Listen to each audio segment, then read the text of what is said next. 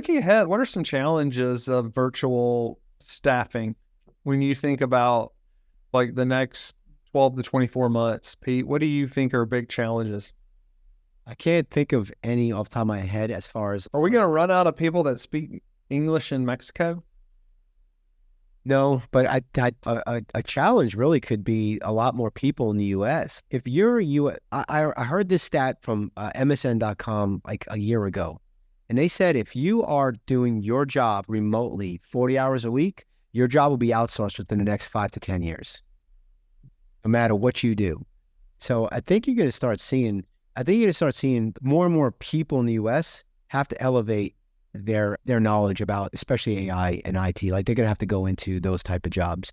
The folks that are high school educated, I don't know if there's going to be a spot in the workplace for them because we just can't afford to hire them based on inflation. What about inflation? Let's talk about wage inflation. Since I've been doing this, I started at X number of dollars and it's obviously creeped up, which is great. I'm glad for our team. It's the thing about the labor arbitrages, and I've spent time, they are living a really high quality, upper middle income life in Mexico or the Philippines or whatever. So it's a positive for everybody. And I think don't want people to miss that.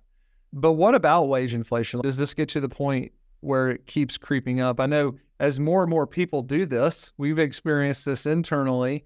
We have ITMs that are going to work for some of the people that are maybe on this call and going to work for more money, right? Are we going to get some wage creep to the point where it doesn't make sense in certain cases?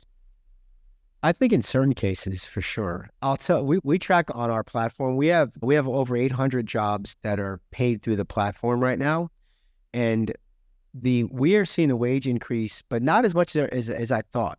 So in 2021, it was like $9 an hour was the average. Mexico was about $9.20, Philippines about $7. In 2024, we're seeing Mexico a little over $10 now, like $10.13. I think I just sent this to Dan, by the way. I think it was like a shade over $10. So that's in 2 years. It went up $1 an hour. And the Philippines is still in the $7 range is what we're seeing. So it is happening. What I think will happen is as more and more people use virtual assistants, the virtual assistants are going to have more experience, and more experience, no matter what you do, is going to have more money. So it might cost you, let's say $15 for a maintenance coordinator with experience out of Mexico, right?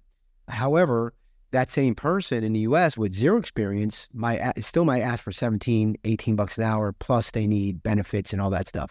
So it might close the gap, but you're going to get somebody who's college degree. You're going to get a much better candidate still. So yeah, you overpay. You might consider yourself overpaying, but he might have 3 years experience in maintenance coordination, where 3 years ago, there was nobody with 3 years experience in maintenance coordination because they weren't even doing it yet.